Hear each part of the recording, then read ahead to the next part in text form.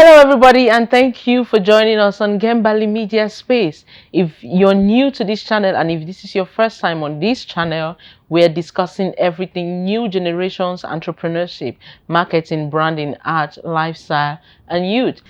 We bring you stories of thought leaders operating from the atmosphere of Cameroon. Today, we are shooting from the comfort of Smart Home, a furnished apartment complex under the portfolio of Smart Linkings Agency, my alternative lodging agency.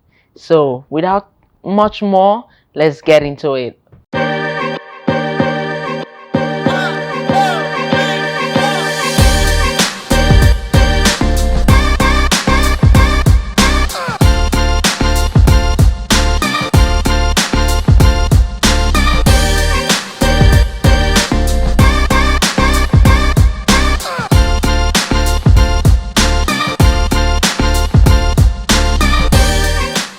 In today's video, we will be exploring the topic on how to determine if entrepreneurship is for you. I personally call this the concept of business versus entrepreneurship. In its very definition, I believe lies the difference.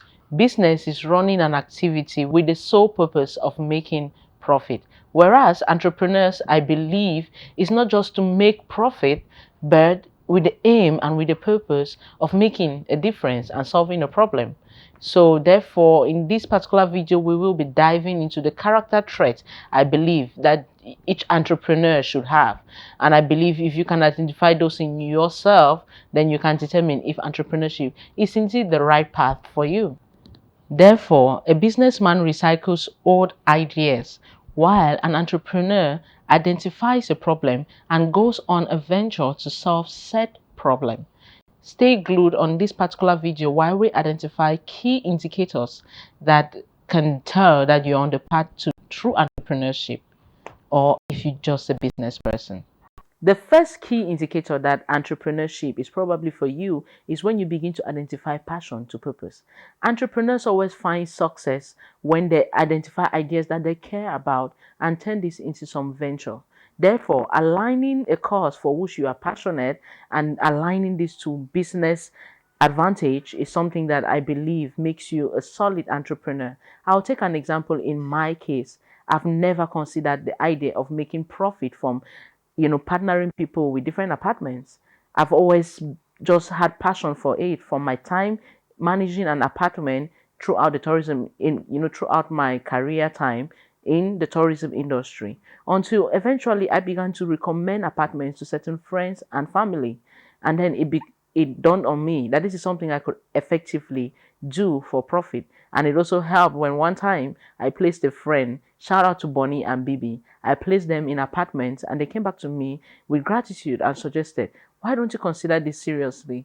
And then that's how Smart Linkings was born in 2021. Fast forward now to 2023, we've had over 50 partnering apartments in over 6 regions in Cameroon: Bamenda, Boya, Limbe, Kribi, Douala, Yaoundé. And we're just getting started and the business is growing. I think that's my inspiration. So if you draw that from my own story, it's going to probably show you if you are on the journey towards entrepreneurship or not. While having a high risk tolerance in entrepreneurship, you also need to have a huge resilience. Resilience is the ability to bounce back even in the face of failure.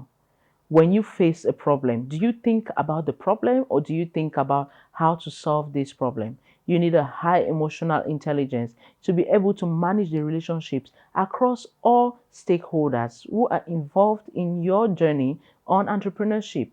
I'll take, for example, in my case in 2020, when we thought about starting the restaurant, of course, I had identified in the whole area of Bonaberi, Cameroon, that there was very little or no fine dining spaces to go for good experiences and good memories. So when I thought about that, it was a risk because the location in itself is price sensitive, but that didn't stop me. We went on, we did it anyway. We set up a fine dining space where we focused on not just serving food, but also creating memories for those who came into our own restaurant.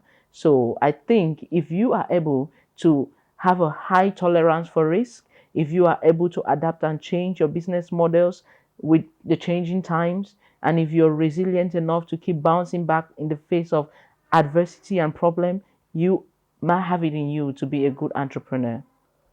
Another key indicator on good entrepreneurship is creativity. While a businessman is fine with doing ordinary things in ordinary ways, an entrepreneur seeks satisfaction in doing ordinary things in extraordinary ways. We always find a need to think outside the box to be able to drive creativity and drive innovation and change. So if you are a budding creative person, at every moment you're always thinking about how can I do this thing in a better way and in a newer way and in a more innovative and in a more convenient way. You're always thinking about the and it never stops. Then I think you have it in you to be a good entrepreneur.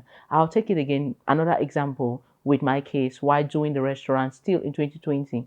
The major purpose for having a restaurant, right, is where people go in to eat. But in my case, the purpose was not just to serve food for people to eat. I was thinking about a conducive environment, a clean environment, a beautiful environment where people could come in together and share a good meal and share experiences and create memories. I don't know if I'm making sense. So I think if you have it in you to drive creativity or to let creativity drive you to push innovation, then you are on your path towards becoming a good entrepreneur and you have it in you to be a good entrepreneur. The next major indicator that you could be a good entrepreneur is your financial mindset and resourcefulness. Being sustainable as an entrepreneur requires financial acumen and resourcefulness. You will need to rely on your own income and on your own finances and on your own strength to be able to push forward your entrepreneurial agenda. If your idea is enticing enough, just maybe somebody is going to take a shot at you, maybe a good investor or maybe a bank will want to take a shot at you. But in the event that nobody wants to invest on you because they usually require consistency before they start banking on you, in the event that no one is banking on you yet, do you have the financial capability to see yourself through the first years in business, maybe the first quarter? Because trust me, you might not be making profit. You will not be making profit until probably the fourth year into your entrepreneurial adventure. So do you have the resourcefulness, the financial mindset, the capability to be able to push yourself towards resourcefulness to sustain your entrepreneurial endeavor? I remember listening to the CEO of Airbnb, Brian Chesky, when he was talking about how they were beginning their entrepreneurial adventure with Airbnb, how they never had enough finances to be able to start this particular venture, and how they had to rely on their own ingenuity to say they would bring up this whole idea of doing Obama flakes and use the political climate at the time when it was the Obama campaign and the Obama election to be able to sell the idea of Airbnb and raise enough funds to be able to fund their first phases of Airbnb before they could take meetings with potential investors due to the traffic that they were already generating from this their idea. So are you financially savvy? Are you financially conscious? Do you know how to allocate a budget and manage a budget? Do you know how to work within this particular financial frame that you set for yourself? I think if you can do that, then you are on a great path towards becoming an entrepreneur. It is often said your network is your net worth and vice versa. You best believe it. That is true. My best advice, the strongest advice I've always given to anyone that has always asked me, my siblings, my friends, if you ask them, they'll tell you, is to always look around you, look among your friends and family and see what they like or what they lack. That is your best business idea. Because the first people who always support you are those around you, are your immediate friends and family. Those are those who care for you. They are the ones who love you and want to support you and want to see you become the best version of yourself. So if you identify something that they like and what they are lacking, for example, or how you can provide it to them in a much better way, in a much more convenient way, then you have a strong business idea because already they know you, already they like you, and already they can trust you, and it will be easy for you to kind of convert them into your clients. And once you've leveraged your immediate network to be your net worth, they will in turn spread a positive message about you. So they will convince people. And word of mouth is the strongest marketing strategy any business can have. While it is also important to note that these days, not everyone who knows you or loves you is going to support you unconditionally, you should just focus on those who already support you, because they are the ones who will in turn leverage their own network to be able to support you. It is also important to surround yourself with positivity, to surround yourself with good mentors, to find the like-minded community or maybe an entrepreneurial community that you can always engage with. So you should attend conferences, the networking workshops, galas, releases, all those things.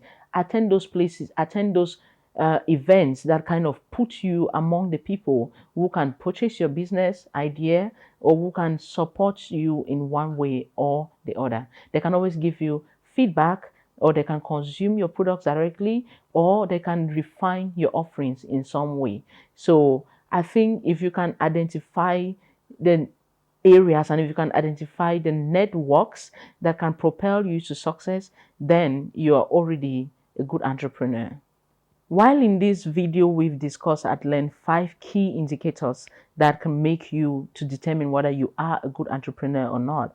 Other indicators are probably going to involve resilience and persistence, identifying if you have good leadership skills, especially for team leadership, identifying if you have good problem solving skills. I think we've talked about that somewhere along the line in this video. If you have a collective of all of this, I think that you are on your way, or you have it in you to become a good entrepreneur. While we've also identified these factors, I think we would also realize that these are all overlapping indicators for both businessmen and for entrepreneurs. But I think the key defining factor that makes you an entrepreneur, a good entrepreneur, is if you can identify that entrepreneurship is a calling, a vocation, and not just something that you want to do for profitability. Because it is a very challenging experience, right? But why so challenging? It is very rewarding, even when it is not yet profitable. So if you can identify that, yes, I can be able to sustain this venture, even while not making profit, and I can still be satisfied with this because I am solving a pertinent problem in society that even if people don't understand immediately, they will get to understand when, so I think if you can identify that, and if you can sustain that, and if you can be consistent in that, if you can embody this comfortably, then you have it in you to become a good entrepreneur. Also, understanding yourself, your strengths, your successes, your failures, your weaknesses, I think that is also going to guide you principally towards a good entrepreneurial journey. So you can be the only person that is seeing the vision of where you are now, of where you want to be in the next 5 years, or where you will be in the next 3 years. You can be the only one seeing it. But provided you understand that vision, you see a clear path for yourself, even when things fail, I think that that's a good entrepreneurial story right from the start. So thank you for joining me on this video, and I hope you liked it. I hope you find this inspirational, and I hope you find this insightful. If you did enjoy yourself, I'd like you to click on the like button, of course, to comment, to share, and to also click on the notification bell, just so you don't miss out when new videos drop. So thank you for sharing with me, and until next time, see you. I would also love to say a big shout out and a big thank you to Ruth Zera and Rindy Chokle for mentioning topics in the comment section of the last video, Introduction to Ngembali, on what they want to see us discuss about subsequently in this video. And if you haven't watched the video yet, Introduction to Ngembali, find the link on the bar below or even on the video, click it and watch it so that you can get to know what we'll be discussing about more often on this channel, and you don't want to miss out when new content drops. Don't forget, subscribe, and share. Also, thank you to everybody who was liking, commenting, and sharing the last video. I can't call you all by name. I can't tell you thank you all individually. You all know what you mean to me. You know your space in my heart. And let's just continue driving change and innovation together through this channel. Thank you, and bye-bye.